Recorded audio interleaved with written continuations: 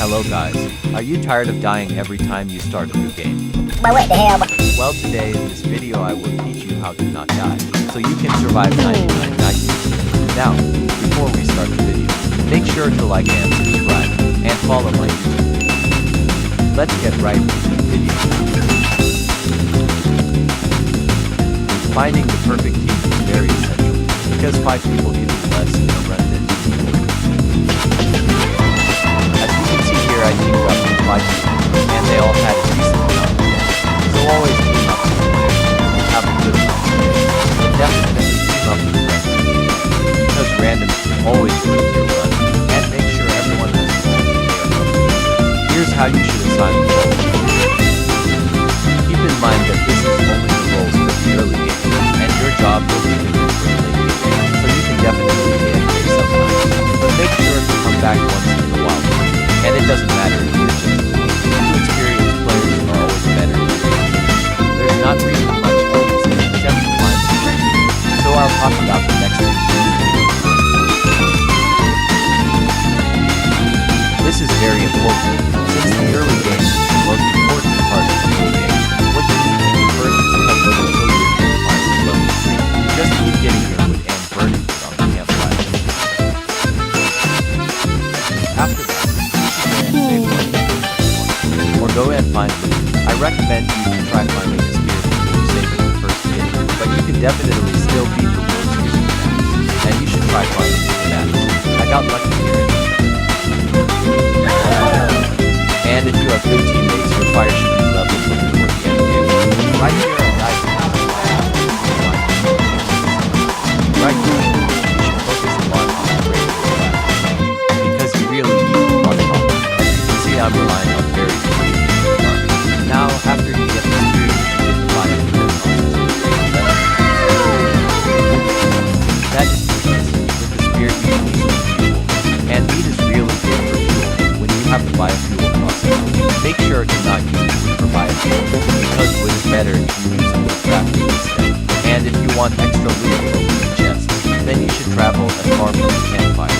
And boom, I got a loot chest from using that knife. Now, when you have the crafting bench free, you should continue to get the block off. The reason is because it allows you to make the stew, but be sure to get 3 or more seed blocks, so it's a storable infinite food source. And when the cultists come, just tell your teammates to help you. They are very easy to kill, and you should be able to solo. So do not even worry, just like the early game should already be done after getting all the hits and events. So I am done talking about this. Now let's talk about the next thing. Classes depend a lot on your place. There are a few that are exceptionally good, like for example, the assassin class. This class is the best class in the entire game. So I recommend it if you are capable or if you grind your game. But not everyone is much like that. So I will tell you 3 classes that are very good. The first class I will suggest is the scavenger class.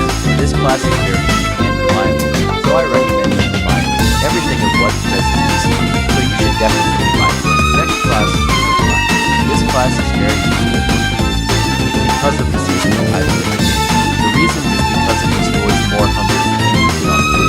So that is the reason why this class is very good, not to mention that it's also very good. This is one of the better classes in the game. Now, about the best non-PvP class in the game, which is the lumberjack. This class is very interesting, since wood is one of the most important things in this game, and you basically can't progress in this game if you don't have wood.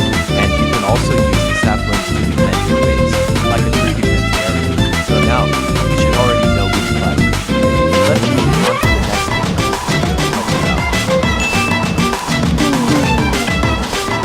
This area is very easy. Just do the same tactic this person did. You basically stay behind the wall and get a spot where you can shoot. But my teammate wanted to do it alone, so I that's a lot of that. Just do the same tactic my teammate did that I just gave away earlier. And make sure to tell your teammates after you're done raiding, so they can all get the gold chest and die. Now, let's talk about the main game.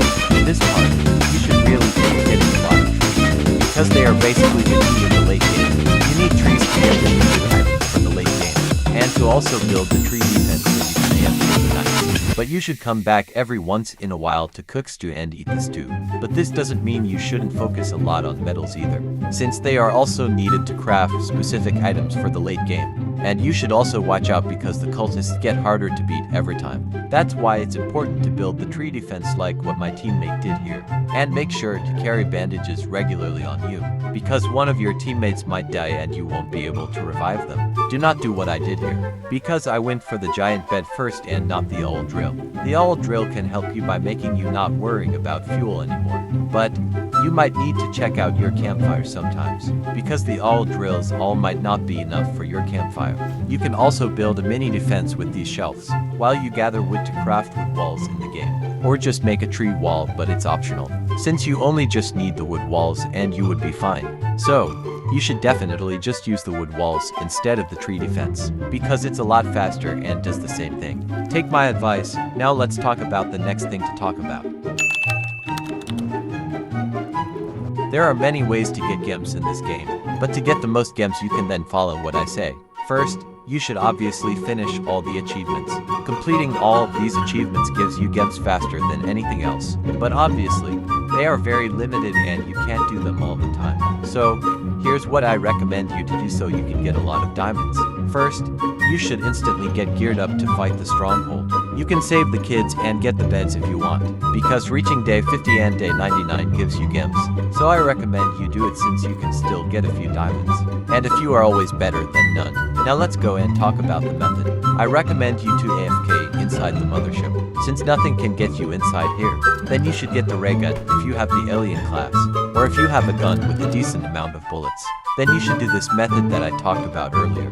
This gives you 5 gems every 20 minutes. It isn't the best, but you can just look for rare chests. They have a chance to give you 1 gem. There isn't many ways to get gems, as this is currently the best method right now. So now, let's talk about the next thing. This is nearing the end of the video now, so I'll make this short. The first tip is, the deer doesn't usually get active in the first night, and if you get close to him then he runs away. Next tip is, you should focus on getting a good sack. It's one of the best early game items in the game, so make sure to always hunt for it. This next tip is very important, and it is about where you plant your trees. You should plant it inside each other like how I put it in this clip. That is the best way to gather these saplings easily. So, I recommend you to always follow this tip. Next tip I'll talk about is, sometimes you should just go with the spear instead of guns, since it has really amazing range, and it's overall just a really good weapon. In my opinion, it's one of the best weapons. And another last and final tip I can give you.